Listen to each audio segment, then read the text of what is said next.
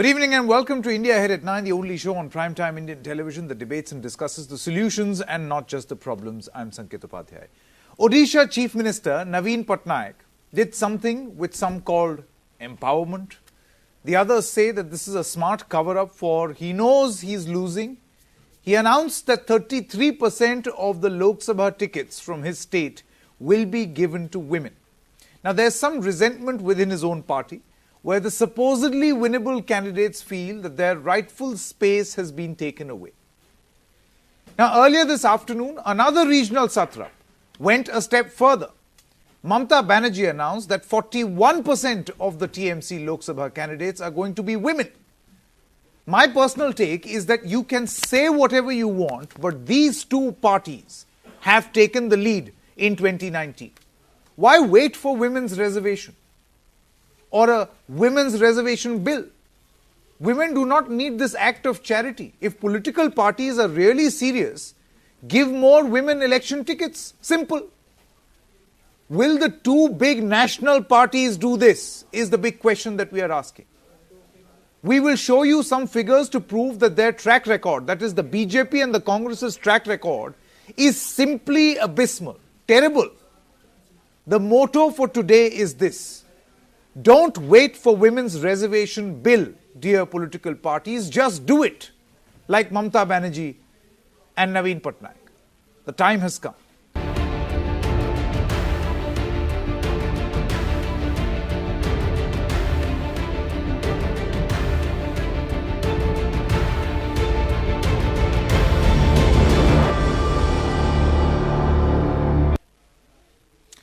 In a first, Odisha Chief Minister Naveen Patnaik announced 33% Lok Sabha seats to be allotted to women candidates this election, the move which he termed as a path towards women empowerment. Now, some within his own party find this debatable. It has now been replicated by the TMC, which has now given 41% of the seats to women. Are the political parties banking on women's winnability factor, or is this a path towards women empowerment? And most importantly, with a questionable track record of parties like the Congress and the BJP, what are they going to do? Have these two parties clearly taken the lead or stolen the march in this election season? Let's first put this story in perspective, right? What exactly has happened? We are calling this segment Reserving It for Her.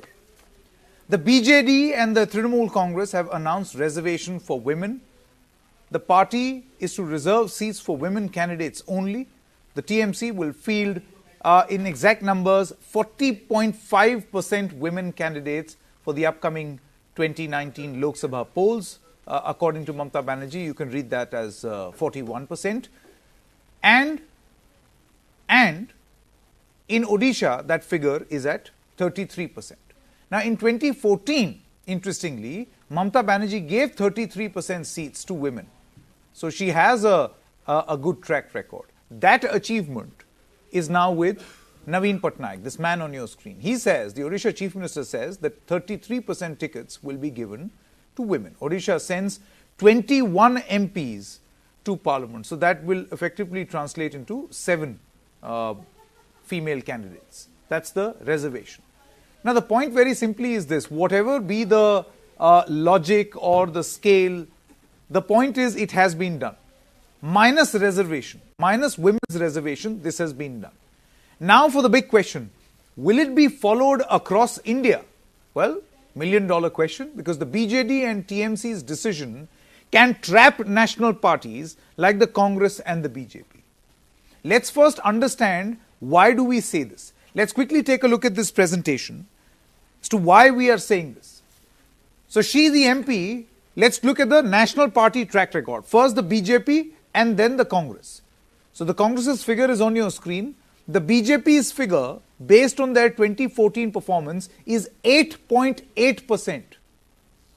Imagine 41% of the TMC, 33% of the Biju Janata Dal, 8.8% for the BJP. And for the Congress, this figure is 12.9%. These are the total number of candidates fielded, not won, fielded in 2014. How do these numbers stack up? Why is winnability so important? And to both these political parties, they will go around and tell you that we believe in women's reservation, should be done, we should have X clause or Y clause. Why hide behind winnability and reservation? Just announce them as candidates. Can it not happen? Well, now let's quickly take a look at the track record. Now, many say that there is a winnability argument over here, seats contested versus women candidates. What is the track record? So, as far as the BJP is concerned, seats contested 428, tickets to women candidates, how many did they give? 38. That explains that 8.8%. This is all for 2014. Indian National Congress, 464 seats contested, 60 were given to women. That figure in AIA-DMK is 41, in the Trinamool Congress is 15, BSP, which contested on all the 80 seats in Uttar Pradesh, 6, in the BJD last time in 2014, it is 2. So some thought has gone into the Biju Janata Dal chief's mind, where he feels that this needs to be done. Now, many are challenging this, many feel that this is his way of wriggling out of a defeat. But that's a very defeatist argument. Be that as it may, is this not empowerment? I feel that instead of waiting for reservation, just go ahead and do it. We are going to debate this extensively and see how national parties are going to respond to this. That's why we are saying that these two regional parties today, to my mind, have set a trend. They have a first mover's advantage. If this works out, it will be to their credit. The history books, it will be written that it was the BJD and the TMC that took the lead. Now, women reservation globally. How does this work? So, in the United Kingdom, this figure is at 32%. In the United States, it is at 23.5%. In China, it's 24.9%. Brazil, relatively less at 15%. Bangladesh, 20.6%. India, ladies and gentlemen, 12.6. It's not. This is representation. Pardon my use of the word reservation. This is women representation in respective parliaments. That's the representation. India stands at 12.6%. Why? Why does the 50% of this country only have 12.6% representation in the biggest temple of democracy, the parliament? Why? Fundamental question. I don't think a 33% reservation with help of a women's reservation bill is going to solve this. You have to empower women. You have to make sure that you do it as a habit. Just go ahead and do it. Don't hide behind reservation. Now, suppose, cutting across the reservation that political parties have with women's candidature, we do have reservation for women. If all parties out of the 543 MPs decide that there will be reservation, 33% reservation, India will have 179 women MPs. Now that, according to me, is a very good figure. It is a very, very encouraging figure, some will say. Now let's take a look at the most important point, arguments. What are the arguments that people give? Because these arguments against reservation is what is going to be the fulcrum of the discussion that we will have. The argument is that reserving seats for women will be gender injustice to men. How? We'll find out. That's one of the arguments that has been placed. It can impact the choice of voter who can vote only for women candidates.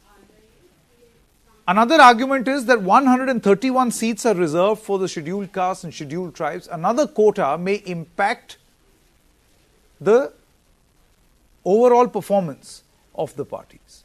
It may actually impact the reflection. That's one more argument.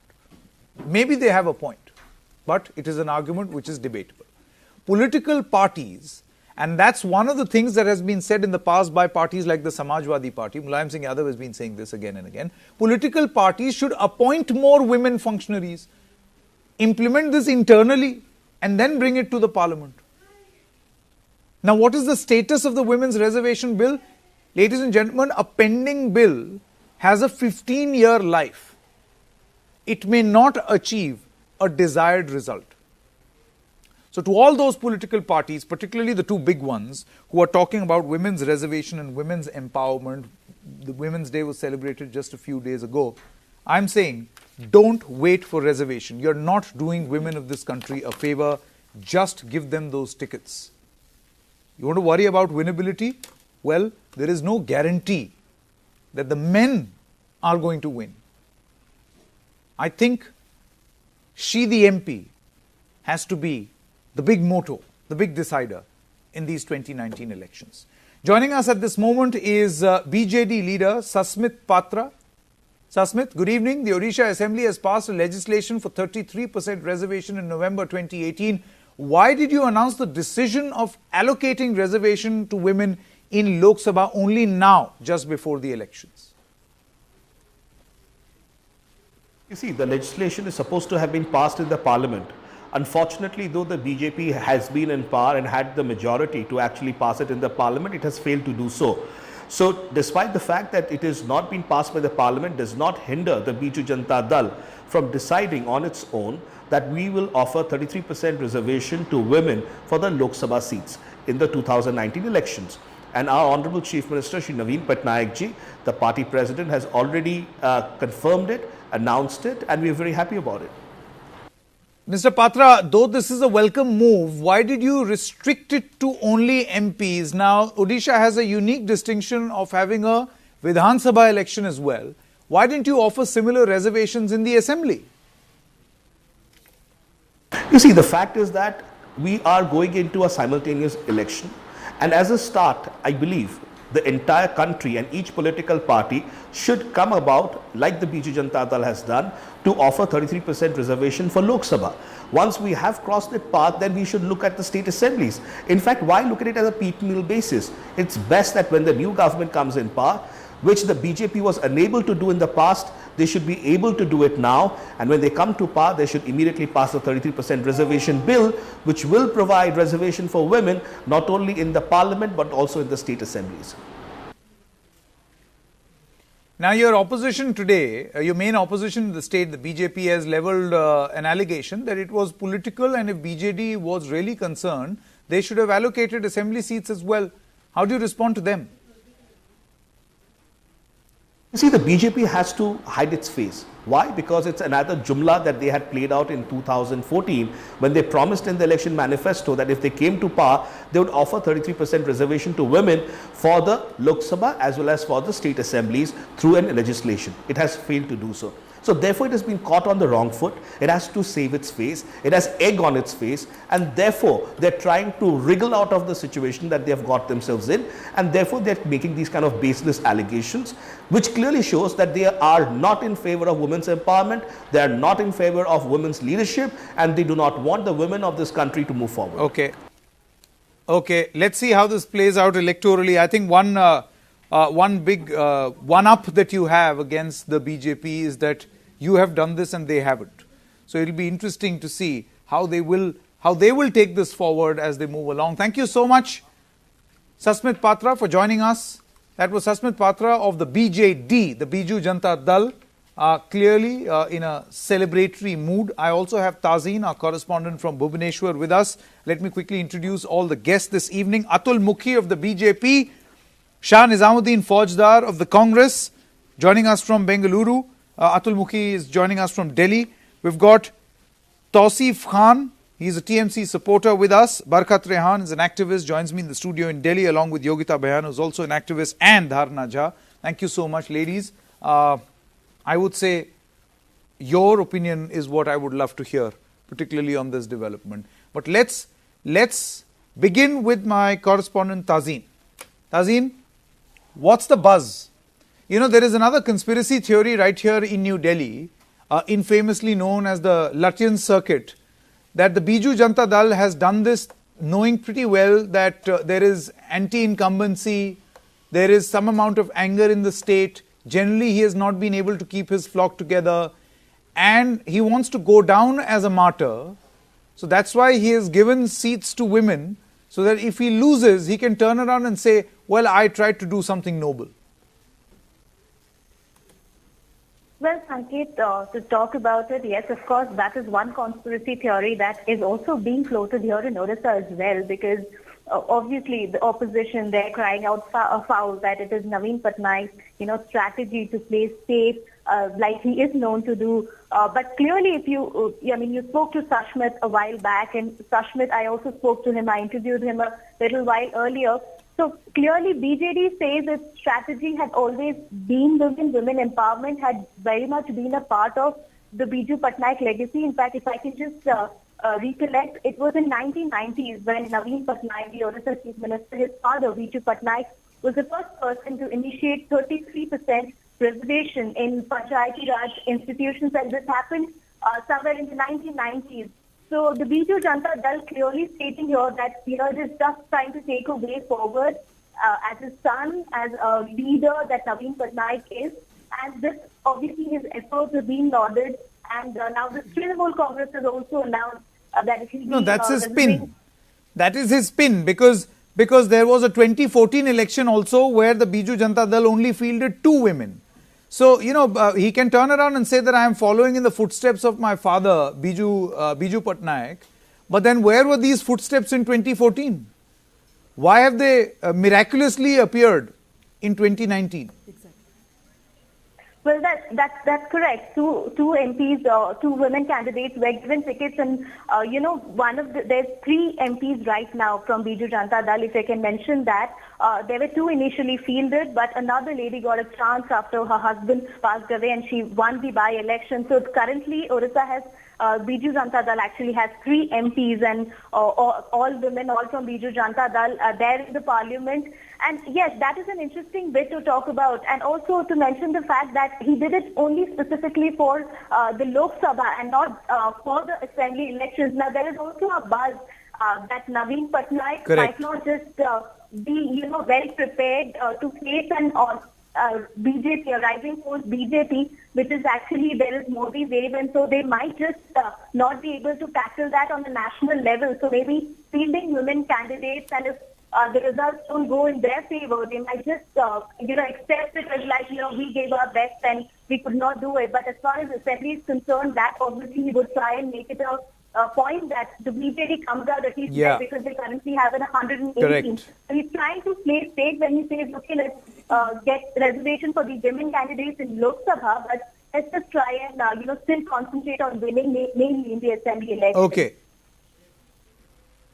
That's right. Lots of interesting twists and turns. It will be interesting to know the perspective from the Trinamool Congress also. But as far as the TMC is concerned, see, whatever they have done, whatever Mamata Banerjee has done is not out of league or not out of sync with what she did in 2014. In 2014, it was 33% representation. In 2019, that has risen to 41%. I think both these leaders have taken the lead. Tazeen, please do stay on with us and feel free to join in the discussion, interject wherever you want to. Atul, Mukhi, I want to begin with you. Atul, Mukhi and Shah Nizamuddin, your 2 parties, the strobe lights as far as this issue is concerned, is going to be on your 2 respective parties. Mr. Mukhi, I will begin with you. Do you feel the heat from Mamata Banerjee and Naveen Patnaik? No, we welcome the decision they have taken. It's a bold decision, and it is good to change the Indian politics in the different direction, and it is welcomed in the remarkable date in the history of politics. They have taken the lead, and no, of that's course, very nice. But Mr. Mukhi, what BJP, about your own party? I would like to quickly. I would like to run these graphics on screen of the BJP's representation of women in 2014. 8.8%, Mr. Mukhi. No, that is true. It is 8.8% in the past. But you see, the ministers, our 3 ministers, Minister of Textile, Defence Minister and Minister of External Affairs, they all are women, and they are never such a big portfolios have been handled by women in the past. Defense Ministry never in the past has been handled by the women in the country. And Mr. Mukhi, that is a Mr. Mukhi, this is called shifting the goalpost. Yeah, within the party, this within is the the party classical positions. definition of shifting the goalpost. My question, I am going to come back to that question. Oh, that's okay. I am going to come back. 33% by the Biju Janata Dal, 41% by the Trinamool Congress against your 8.8% in 2014. Do you feel the heat?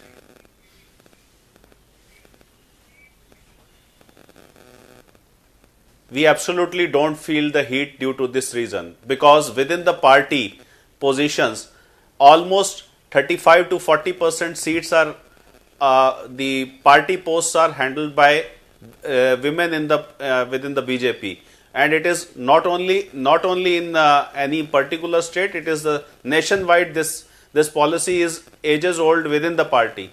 Now amongst them, the ladies have to come out. Mr. And Mukhi, again an attempt to shift the goalpost criteria. While in Parliament, why can't women be given tickets by I'm not attempting the goalpost. In Parliament, why can't women be given tickets? Why is winnability so important? I know in an election, winnability is everything. Can be given the ticket. But this is because elections are and have been held only for the purpose of winnability, na? Huh. Correct. So, are you trying to say that women cannot win elections? The seats are yet. No, women can win the election, but women will come from the party positions. When the women starts growing within the party, they will come to the parliament. And it is a democratic way which is happening within the party. Why and is this a uniform rule or only applicable to women? Instead of 8.8%, instead of 8.8% in the last elections. Of course, this time the numbers will be much higher. Yeah, one moment. I'm glad to hear that. But my point is, right now, why is winnability a concern? Why is winnability a concern only when it comes to women candidates? For all you know, women may win the elections much more than men. Even men lose their deposits. It is not for it, right. I want to go to Shah Faujdar. It is not. Mr. Mukhi, I'm done with my roasting of the BJP. Now it's the time of the other national party. Mr. Faujdar's track record or his party's track record is also not something glorious. The only one thing that he has under his belt is that Sonia Gandhi took a lot of praise and claim for passing the women's reservation bill in the Rajya Sabha. But then what happened, Mr. Faujdar? Everyone knows it. Where is women's reservation right now?